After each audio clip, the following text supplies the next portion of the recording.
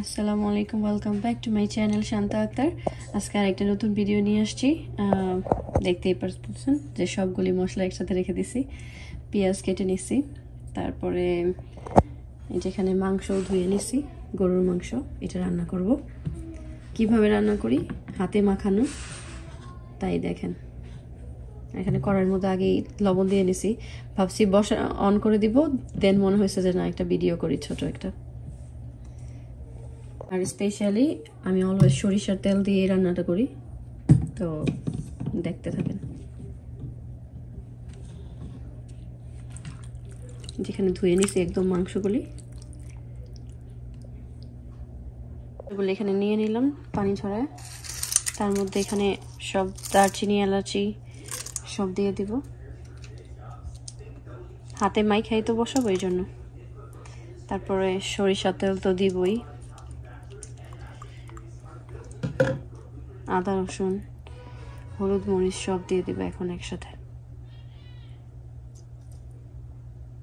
যে যেরকম ঝাল খান,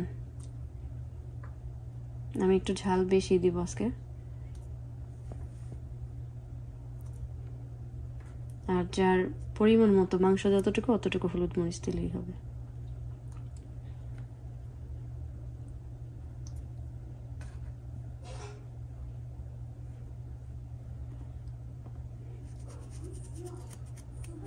এখন আদা রসুন দিয়ে দেবো। এই যে এখানে আদা রসুন নিয়ে নিয়েছি, আদা রসুন দিয়ে দিলাম। এখন ভালো করে মাখাই নিব, হাত দিয়ে মাখাবো। লবণ তো আগে দিয়ে দিছি। তারপরে পেঁয়াজ দিব।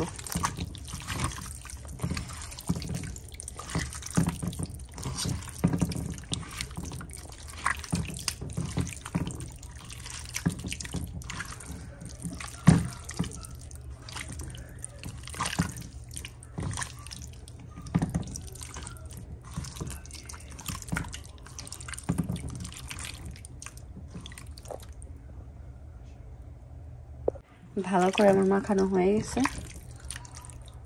এখন 10 মিনিট রেখে দেব, তারপরে পেঁয়াজগুলি দিয়ে দিব। দেখেন অলমোস্ট 10-15 মিনিট হয়ে গেছে ম্যারিনেট করা। সাথে একটু পেঁয়াজ দিয়েছিলাম, আর এখন উপর দিয়ে আর একটু পেঁয়াজ দিয়ে চুলাটা অন করে দেব। তারপরে আস্তে আস্তে কোনো পানি ছাড়াই এই মাংসটা রান্না করব। বিসমিল্লাহির রহমানির রহিম। হাই ফ্লেমে দিয়ে দিলাম, ঢেকে জাস্ট হইতে থাকবে এখন, আর কোনো কিছু করার মতো নাই। তারপরে একদম ডান হয়ে গেলে একটু জিরার গুঁড়ি দেবো। যতটুকু পেঁয়াজ দিছি, এরকম বড় বড় 2টা পেঁয়াজ দিছি, আর পানির দরকার হবে না। এটা থেকে যে পানি উঠবে ওটা দিয়ে রান্না হবে। ঢাকনাটা উঠাই দিয়ে আরেকবার নাড়া দিয়ে দেবো। এখনো নাড়ি নেই, একদম ভুনা ভুনা হবে এটা।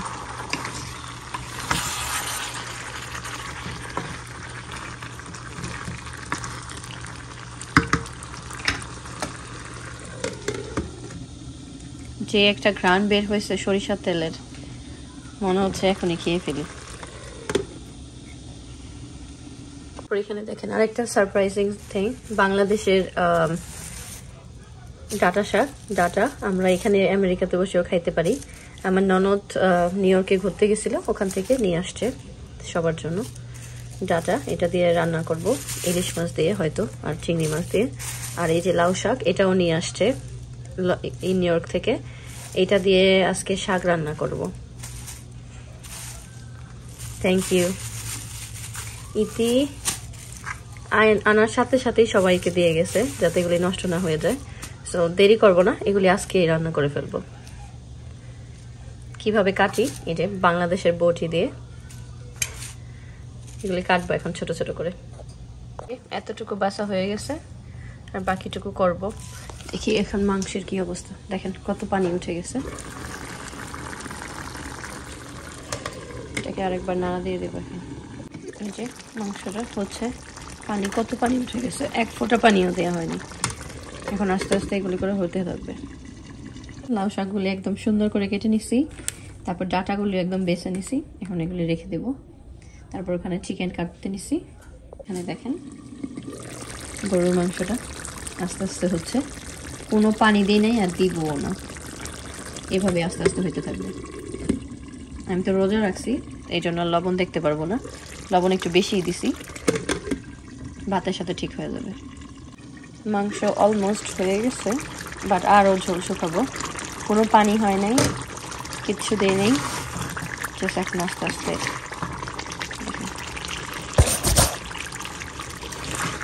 মাংসের কালারটা কি আসছে।